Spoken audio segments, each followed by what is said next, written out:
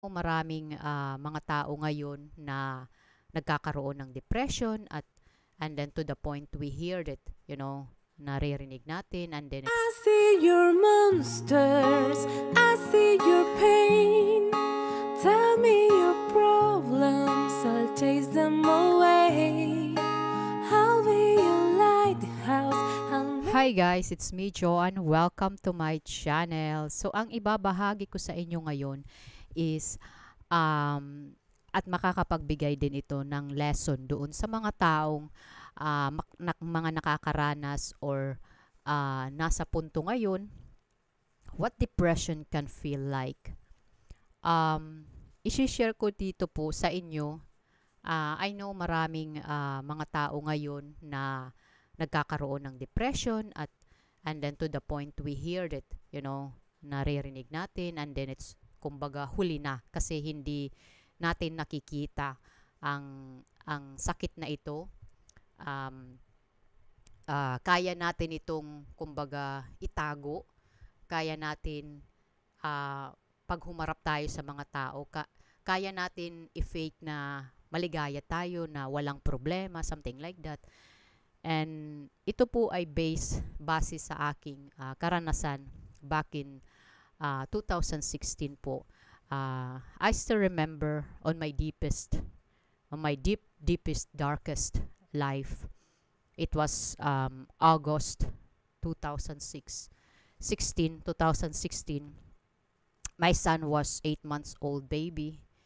And I feel sad and emptiness all the time. And you don't know, like, I don't know why I feel this, feeling na dapat ay maging masaya ako kasi mayroon akong anak, mayroon akong healthy and bouncing baby. And pero ang nangyari, I was not happy, and hindi dahilan sa pagkakaroon ng anak, kundi sa traumatic experience na nangyari sa akin. At hindi lang sa panganganak nagkaroon ng hindi lang sa traumatic experience, but also sa mga nangyari, like nung nangyari ng 2013 and 2014. So kumbaga isang bagsak lang. And I am not the person I was on me. Ako kasi yung very optimistic woman, very happy, and very strong woman. And it's just all of that, gone. Parang nag-disappear siya.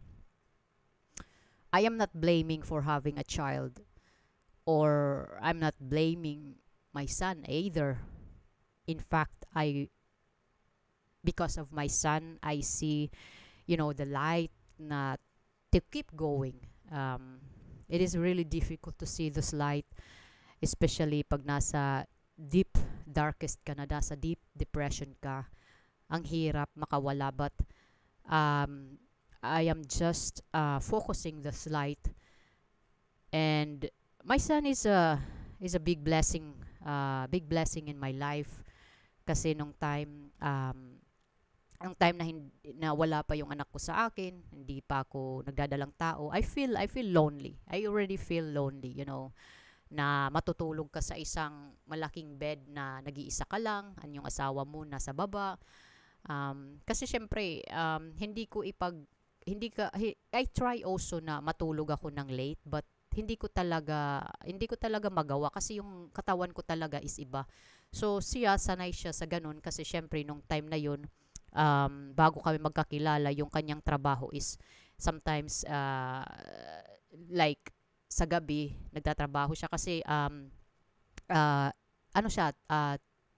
driver kasi siya before ng train. So yun ang trabaho niya, pag gabi gising siya, pag umaga natutulog siya, so something like that. So syempre kung ano yung kasanayan mo, hindi mo yun mababago. So swat, it is just like sometimes we feel lost.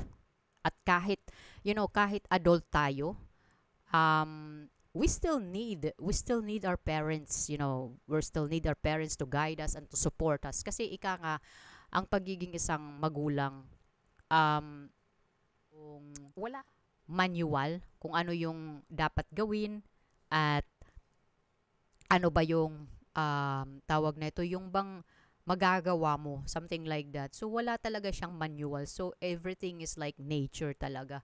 So syempre, of course, as a adult, we still need our parents, to guide us. And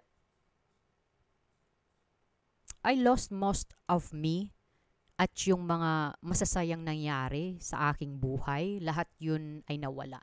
Lahat yun is, they're all gone.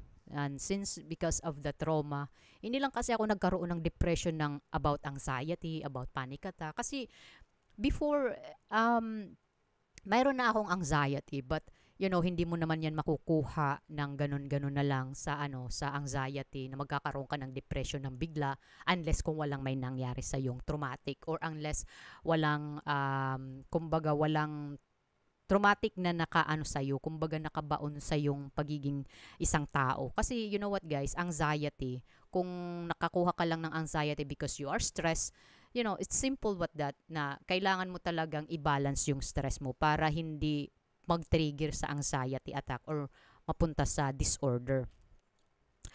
And then, dumating din yung punto na I feel nothing, I feel useless, I feel numb, and this is the lowest part of my life.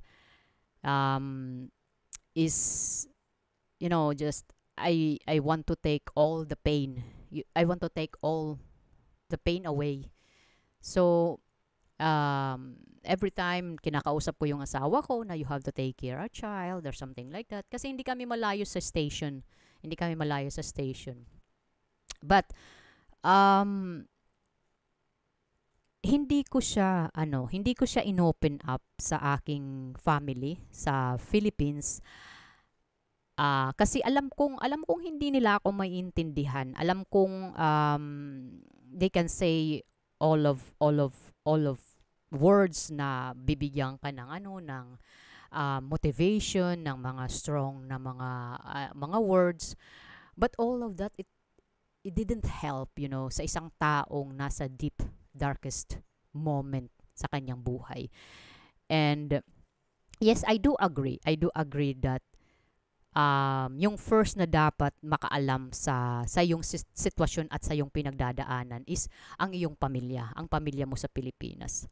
Ang tanong, kaya ba nilang suportahan ka sa pinagdadaanan mong depression na never nilang na-encounter, never nilang na-experience? I don't know kung na-experience ng mga magulang ko about depression, but kasi syempre hindi natin hawak ang bawat isipan ng tao, And of course, kasi sa Pilipinas, marami din mga pagsubok na, na-encounter natin, mga problema, hindi lang maging depressed or maging stress. Kasi kaya, dapat ka talagang magtrabaho kasi anong kakainin ng mga anak mo. So I think naka-experience din yung parents ko, but it's because kasi nasa Pilipinas pa rin sila, at ako, it is really different kung kung wala kang pamilya, wala akong pamilya dito. So ang pamilya ko lang dito is yung asawa ko at yung anak ko. And then yes, that's always I ask myself, na ang tanong is, kapag may pinagdadaanan kang ganitong like depression, makakatulong ba sa iyo yung pamilya mo? I think not. Hindi sila makakatulong sa iyo. I mean, yes, sasabihin lang nila nasasabihin sa iyo na maging matatag ka lang, mag-pray ka kay God, laban lang sa buhay. It's easy to say those words sa isang taong na-stress, sa isang taong nagkakaroon ng anxiety. Kasi syempre sometimes mayroon din tayong mga how can you call it, may mga decision tayo na hindi tayo sure, and sometimes we scared to make that decision. But yung yung sitwasyon ka kasi is nasa deepest, darkest life, nasa moment talaga ako ng depression. So syempre hindi mo yun mai-a-adapt ng ganun-ganun na lang. And you know what, guys, the best healer to someone that they're having depression is hug that person without any words. Just hug that person, kasi yun ang pinaka-healing, yung yung contact, yung skin to skin. Look at that, guys. Kapag nanganganak ang isang babae, 'di ba? Pinapatong sa ibabaw ng ng tiyan ng nanay, di do skin to skin, kasi yung bond, yung bond ng anak, yung baby tapos yung nanay, para maging hindi mahirap, hindi mahirap kumbaga hindi mahirap maka-adjust yung bata sa ina at yung ina din. I know, kasi nung time na yun, guys, hindi ko magawang ma-skin to skin yung anak ko, kasi nga cesarean ako, and then yung anak ko is 8 months old, na kailangan talaga siyang dalhin sa isang intensive unit, kasi nga 8 months old siya. But masasabi kong he is a very healthy, very bouncing baby, and hindi ko siya matingnan, kasi nga syempre nakaano pa rin ako, busy pa rin sila sa akin, kasi syempre na-opera, cesarean ka. And hindi ko siya na skin to skin, only my husband, na skin to skin siya ng asawa ko. And then the first time, guys, na encounter ko siya, the first time I see him, I was like totally shocked, kasi 3 days before I see him, kasi nga bed rest ako, hindi ko pa kayang tumayo sa aking bed, kasi nga a lot of pain. And hindi ko siya makita, kasi hindi siya dapat umalis sa intensive care, kasi minomonitor siya. So, noong time, ang hirap. And yes, na first time nakita ko sa kanya, it was really strange. I said to myself, anak ko ba yan talaga? Anak ko ba yan? Okay, sabi ko, hindi pa talaga siya nagsisinkin. So, ang hirap, guys. So, if you say that to those people na maging matatag ka lang, magpray ka lang kay God, laban lang sa buhay, papaano? Papaano, kasi para you feel like paralyzed, you feel like paralyzed, na hindi mo ma-explain kung ano yung mga nangyayari sa iyo. Kung nasa lowest part ka ng iyong buhay, walang, walang masama sa mga advice. Walang masama yung mga advice ng yung mga tao na sa paligid mo, yung mga, like, I know, overseas workers, they can also understand the situation. Sometimes it's really difficult na to sink in, na magsasabihin sa iyo na maging matatag ka, lumaban ka sa buhay para sa pamilya mo, and then magpray ka kay God, kasi siya lang ang nakakaalam, at siya lang yung makakatulong sa iyo in that moment. I agree with that. Praying, praying to our God, to our Lord Jesus Christ is good. I am not against with that. I am not against, but sometimes we also need help from the expert, which is the psychiatrist. We need help, and is it okay?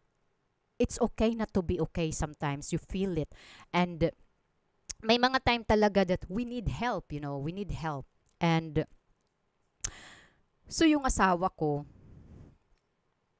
naghanap siya ng psychiatrist, kasi natakot siya sa mga mangyayari, na karanas ng depression. Kumbaga, tawag nito, may chance na masasaktan niya yung bata, kasi hindi na niya kumbaga kayang mag-isip ng ganun. But ako naman, I never think of that, kasi syempre my son is really a big, para sa akin, is really a big blessing to me. And of course, hindi ko naman sinasaktan yung sarili ko nung time na yun. I think it's still, I can still handle it nung time na yun. But kung hindi ng psychiatrist yung asawa ko, probably it will go there. Kasi syempre, doon pa rin yan hahantong. So, kailangan talaga na may professional tayong makatulong. Yung pag-pray, guys, it gives you peace of mind, but to heal the trauma inside of you, hindi siya. Kasi syempre, kailangan mong maghanap ng expert, kailangan mong makinig sa mga advice ng mga eksperto. And also, samahan mo rin ng dasal at samahan mo rin ng tulong sa iyong sarili para makarecover ka ng, kumbaga, makarecover ka ng madali. And ako naman kasi gustong-gusto ko rin gumaling. Gusto kong bumalik yung dati. Na, I mean, not so like dati, you know. It is really difficult that um to to to come back kasi syempre before na wala akong anak and then now mayroon akong anak. So they change a lot na may responsibility na ako. So sabi ko, I really want to return back to the battlefield na gusto ko ring um, gusto ko ring pang makita yung aking anak na lumaki at yung first na person na lalapitan niya sa oras ng sa oras ng may problema, sa oras na he's confused or something like that. So na ako yung matatakbuhan niya. And then And then, sabi ko sa sarili ko, marami pa akong gustong gawin.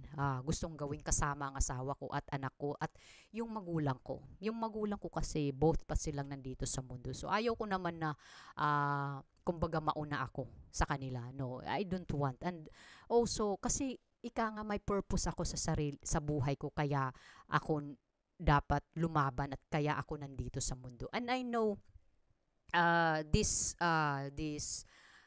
depression, nagkaroon ako nitong depression na ito. Hindi ito ibig sabihin na mahina ka or something like that. No. It is really part of changing our journey kasi wala kang responsibilidad, wala kang iniisip, wala kang purpose to wake up early in the morning. And then to the point na dumating itong blessing na it changed a lot. It's really difficult to sink in. Sometimes some other people it's easy for them to sink in na madali nilang ma-accept, but may mga tao talaga na syempre mahirap mag-sink in like me. Nahirapan talaga ako mag-sink in. Kasi syempre into a person that wala kang responsibility and then naging pagising mo may ka na, may responsibility ka na. That is really a big responsibility, having a child. And then, yung itong mga taong itong asawa ko, anak ko, magulang ko, sila yung reason.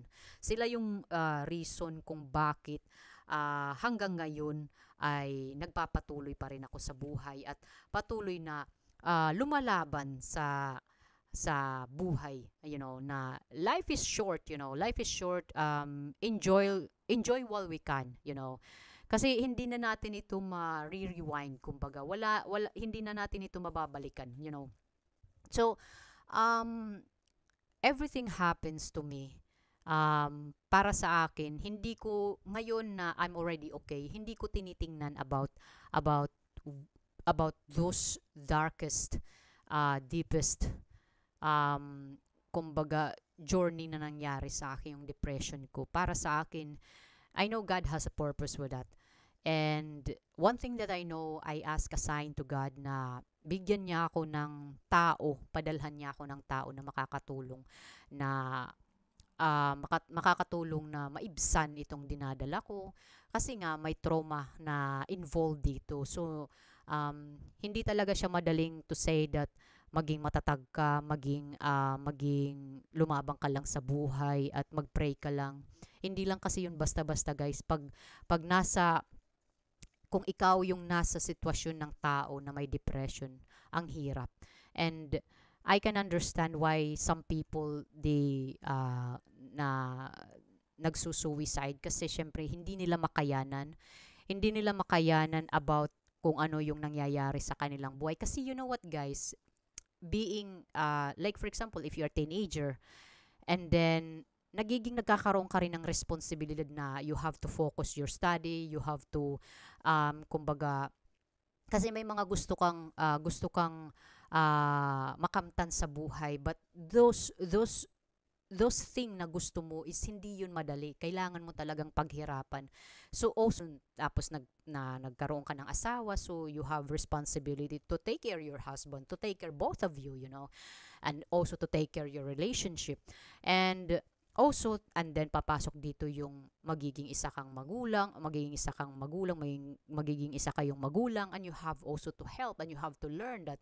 So marami. So yung pagbabago ng buhay mo kasi every episode kasi yan. So may counting pagbabago. So yung pagbabagong yun, we are not used to it. So sometimes we scared kung makakaya ko ba or magagampanan ko ba ang pagiging isang ina, mabuti ba akong ina, so something like that. So may mga agam-agam ka sa yung buhay, and that is okay, that is okay. Walang masama doon. But kung alam mo na talaga na hindi mo kaya, you have to seek help. That is the most important. You have to seek help. And then, yeah,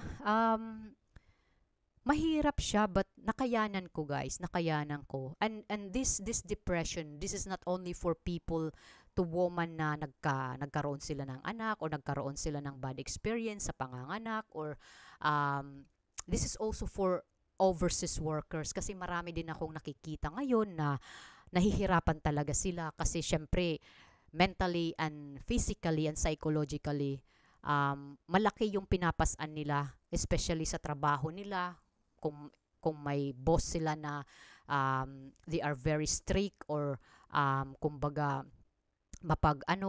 ito bang tao ba na na yung mapagmataas sa'yo, kasi syempre in other country may mga tao talagang ganyan, kasi nga different culture, different language, different people. So the way we think with other people, especially foreign country, mahirap talagang mag-adjust. And then plus may pamilya ka pa sa Pilipinas na dapat mong suportahan or something like that.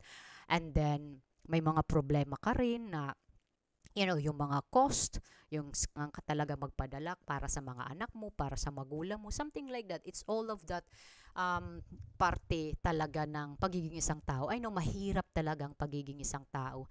And those people na nakakaranas ng depression, guys, wag talaga kayong susuko. I mean, yes, okay, mahirap gawin. Mahirap kumbaga i-attach sa ating sarili. And like what I said, if hindi mo talaga kaya, just seek a help, Seek a help. Kasi wala namang mawawala sa'yo. You have to seek a help. Especially kung may mga anak ka sa Pilipinas, maliliit pa yung mga anak mo. And then, kumbaga, yun ang yun ang purpose mo kung bakit nang ibang bansa ka. Yun ang, kumbaga, kung bakit until now, lumalaban ka pa rin. It's because of your family. Yun dapat ang You know what, guys? Marami kang matututunan sa psychiatrist. And it depende lang talaga sa psychiatrist. Kasi, kung makahanap ka ng psychiatrist na they are very also like, na the way na mag-approach sa'yo is, okay, like yung first encounter ninyo, nag-click agad yung yung you feel comfortable na hindi mo tinitingnan itong psychiatrist na to as a professional or as a psychiatrist, kundi tinitingnan mo siya as a normal people. That's also, but then when the time na, kasi first hindi ka talaga i-force nila na mag-open up. And the first, you cry a lot, you cannot, kasi ayaw mong i-open up, kasi natatakot ka na balikan, and those memories just like flashing back. I know, kasi nandun din ako nung time na yun, and after the session talaga, lalabas ka sa like clinic, paglabas mo ng clinic, parang sobrang bigat ng sobrang bigat yung ulo mo, something like that, and you feel like everything, your energy is gone, na gusto mo lang matulog, kung dapat, yung bang gusto mo lang i-charge yung sarili mo, parang tumakbo ka ng 50 kilometers, pero sa isip mo, kasi syempre, pag depressed ka talaga, isinare mo yan, ang hirap, kasi yung crying is really, really a good, like a healthy impact to our self, especially sa ating katawan. Hindi natin yan nakikita sa loob, but every single part in our body, it is really a big help to it. So yes, like what I always said, advice ko lang doon sa mga tao, just tell to your employer na kung nagsasuffer ka, guys, you have to tell that. You have to tell that gumawa ka ng paraan na maghanap ka ng ng psychiatrist or makakatulong sa iyo. And like what I said, sa mga pamilya, ako hindi ko talaga siya inopen up sa pamilya ko kasi I know na hindi nila ako matutulungan. I know a lot of people said that you have to share that or you have to tell that to your family. But kung yung pinagmumulan ng depression mo is sa pamilya mo, papaano mo masasabi sa kanila, right? I know, sasabihin nila na wala ka ng karapatan magtawag na ito, mag-depress. Ako nga dito, ganito, ganyan, di ba? Sabi, yun ang sasabihin nila, ikukumpara nila yung buhay nila sa iyo. Siyempre, ikaw, imbis na makakatulong sa iyo, it will drag you down more. So, siyempre ako, pinili ko talaga na hindi ko i-share sa parents ko kasi I know kasi yung papa ko nung time na yun na first na tumawag ako, kakauwi ko pa lang yun sa hospital, tumawag talaga ako sa papa ko. I was really crying. I still remember I was really crying, and then my papa said, bakit ka umiiyak, wag kang umiyak, something like that.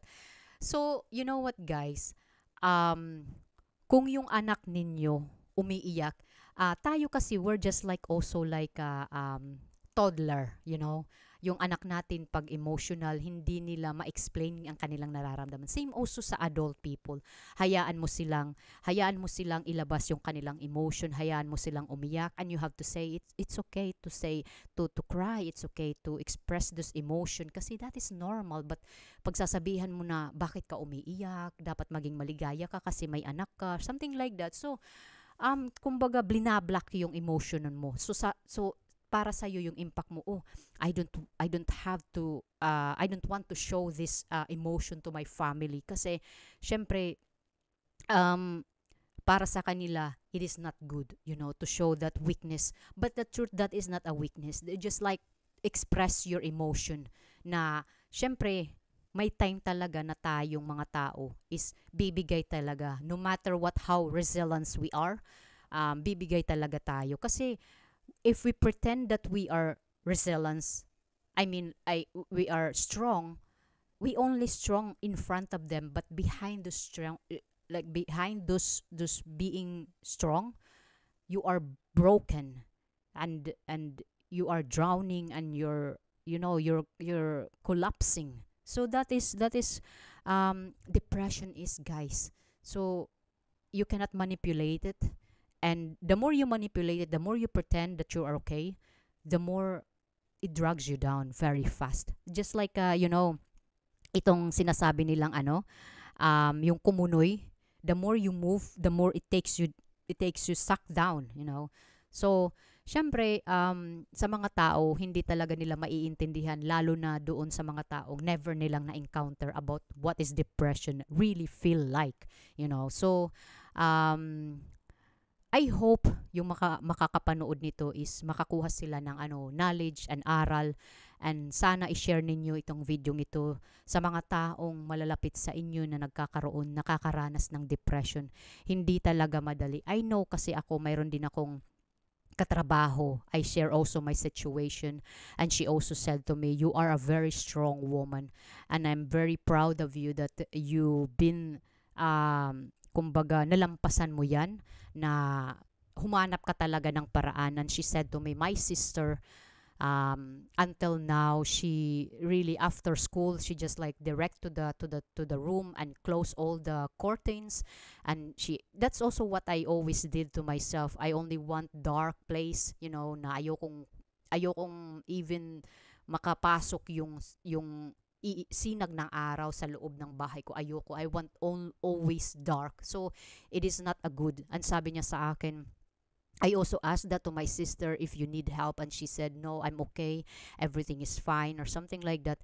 But you know what, guys? Kasi ako, mayroon nakaano sa akin. Kumbaga, may nakadepende sa akin. It was my 8 months old son. So, and also my parents talaga. And of course, also my husband. Kasi syempre, ayokong sayangin ko yung buhay na binigay sa akin ng aking ina, and then hindi ako lumaban.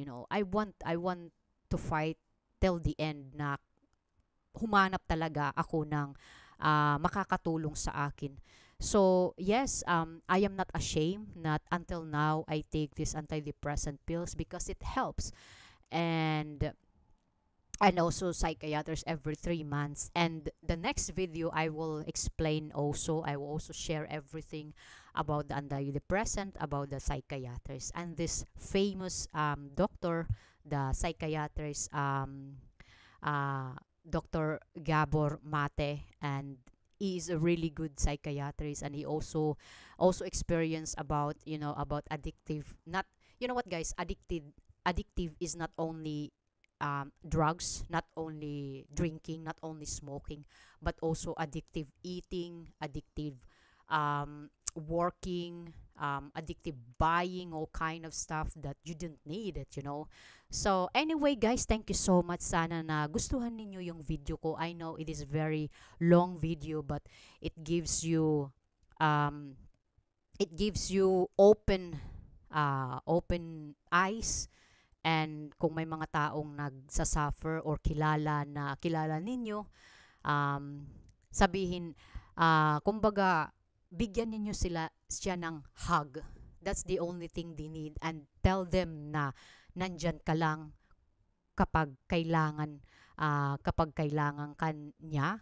And wag mong pilitin ng isang tao mag-open up sa'yo. You have to wait and you have to tell that, okay, kung hindi ka man mag-open ngayon, maybe bukas or makalawa, as long as you are ready, I am here for you no matter what.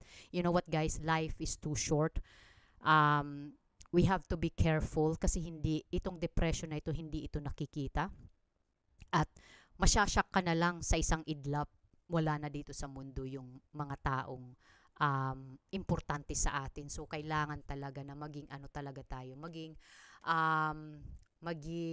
mapag-obserba. We have to ask each and everyone na yung mga taong na i-encounter natin na, are you okay? How's your life? How's your day? Yun ang ginagawa ko sa aking mga colleague. Also to my husband, I also say that, and also to my mother-in-law, and also to other people that I meet in the train, in the bus. I always ask them, So, wala namang mawawala kung magtatanong ka, right? So, it depends to that person kung magre-reply siya or not. So, okay. And mag-reply siya, okay. Mas okay, di ba? Pero kung hindi siya mag-reply, okay din, di ba? So, at least you try. You try to ask them. So, anyway, guys, thank you so much and God bless us.